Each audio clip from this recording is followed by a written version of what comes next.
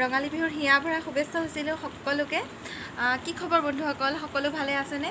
আমি কিন্তু এতিয়া জাষ্ট শুৱাৰ পৰা উঠিছোঁহে। এতিয়া টাইম ইমান হোৱা নাইকিয়া, 6টামান বাজিছে। তো আজি ৰিয়ানো সোনকালে উঠিলে আৰু ভাবিলোঁ ময়ো সোনকালে উঠোঁ।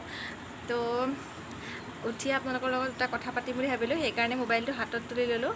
আৰু এইবাৰ বিহু বুলিতো তেনেকুৱা ইমান একো কৰিবলগীয়া নাই, কাৰণ দেখিছেই আমাৰ গোটেই পৃথিৱীত কি চলি আছে, সেইকাৰণে এইবাৰ একো তেনেকুৱা কৰিবলগীয়া নাই। তো বিহু বুলি ক'লে অসমীয়াৰতো কিবা এটাতো কৰিব লাগিবই, নহয় জানো? উৰুঙা উৰুঙাকৈতো বিহুটো খেদিব নোৱাৰোঁ। আৰু সেইকাৰণে ভাবিলোঁ আপোনালোকক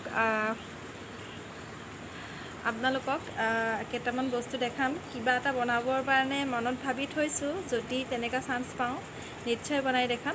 সেইকাৰণে আপোনালোকে মোৰ ভিডিঅ'টো সম্পূৰ্ণ চাই থাকিব লাগিব আৰু এটা লাইক কৰিব লাগিব আৰু কমেণ্ট কৰিব আৰু ছাবস্ক্ৰাইব কৰিব, যিসকল ব্যক্তি মোৰ চেনেলটো নতুনকৈ চাইছে। আৰু প্লিজ মোৰ ভিডিঅ'বিলাক স্পেচ কৰি কাটি কাটি নাচাব, কাৰণ এটা ভিডিঅ' বনাওঁতে বহুত কষ্ট হয়। সেইকাৰণে, কাৰণ যিহেতু দেখিছে মোৰ ৰিয়ানো আছে আৰু মই কামবিলাক নিজে কৰোঁ আৰু এডিটিঙৰ কামবিলাকো মই নিজে কৰোঁ। এডিটিং কৰোঁতেও বহুত কষ্ট হয়, কাৰণ প্ৰত্যেকটো ভিডিঅ' লগাব লাগে, মাতবোৰ নাইকিয়া কৰিব লাগে, বহুত কাম। যিসকলে ইউটিউবত চেনেল আছে সেইসকলে হয়তো গম পাব। সেইকাৰণে কৈছোঁ, প্লিজ মোৰ যে এই কষ্টখিনি আপোনালোকে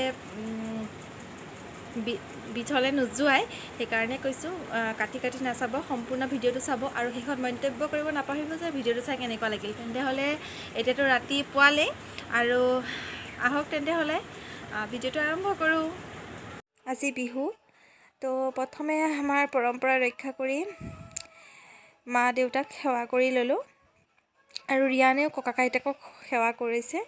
যিহেতু এইটো আমাৰ পৰম্পৰা আৰু এইটো পৰম্পৰা আমি ৰক্ষা কৰিবই লাগিব, যিহেতু এইবিলাক নাইকিয়াই হৈছে। আৰু আহঁত গুৰিত গৰু নাথাকাৰ কাৰণে মাহঁতৰ তাত গৰু আছিলে, সেইকাৰণে ক'লোঁ ভাইটিক ভিডিঅ' এটা কৰি মোক দিবলৈ, আপোনালোকৰ লগত শ্বেয়াৰ কৰিবলৈ। আৰু ভাইটিয়ে ভিডিঅ'টো কৰি মোক দিলে আৰু মই আপোনালোকৰ লগত শ্বেয়াৰ কৰিলোঁ। যদি ভাল পায় এটা লাইক কৰিব আৰু কমেণ্ট কৰিব নাপাহৰিব। তো ভাল লাগে এনেকুৱা পৰম্পৰাবিলাক। কিন্তু এইবাৰ বিহু সঁচাকৈ উৰুঙা উৰুঙা। দেখিছে ৰাস্তা ঘাটতো কোনোৱেই নাইকিয়া। আগতে বিহু বুলি ক'লে কেনেকুৱা এটা হয়, কিন্তু এতিয়া যিহেতু পৃথিৱীখনত এনেকুৱা এটা পৰিস্থিতি চলি আছে, সকলোৰে মন চন বেয়াই। কোনো ল'ৰা ছোৱালীৰ মুখতো এইবাৰ হাঁহি ধেমালি অকণো নাই। আৰু এতিয়া সন্ধিয়াই হ'ল, দেখাবলগীয়া দিনটোত একোৱেই নাছিলে, সেইকাৰণে আপোনালোকৰ লগত শ্বেয়াৰ নকৰিলোঁ, ব'ৰ হয় বুলিয়ে। তো সন্ধিয়া এগছি এগছি চাকি সকলোৱে ঘৰে ঘৰে জ্বলাইছে আৰু মই জ্বলাব নোৱাৰিলোঁ, ৰিয়ানে আমনি কৰি আছে, মায়ে জ্বলালে সেইকাৰণে।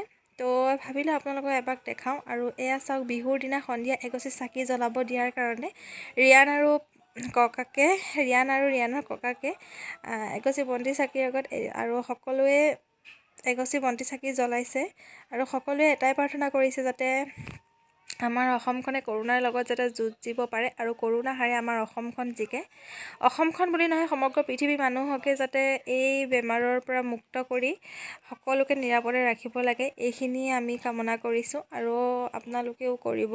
সেইকাৰণে এগছি এগছি বন্তি চাকি সকলোৱে ঘৰে ঘৰে জ্বলাইছে বিহুৰ দিনা, তাৰে কামনা কৰিছে। কাৰো মনত ৰং ৰহস্য, কাৰো মনত ধেমালি নাই। আৰু বিহুৰ এইবাৰ ভিডিঅ' ইমানেই কৰিলোঁ, কাৰণ একো দেখাবলগীয়া নাই। তো গাইজ বাই।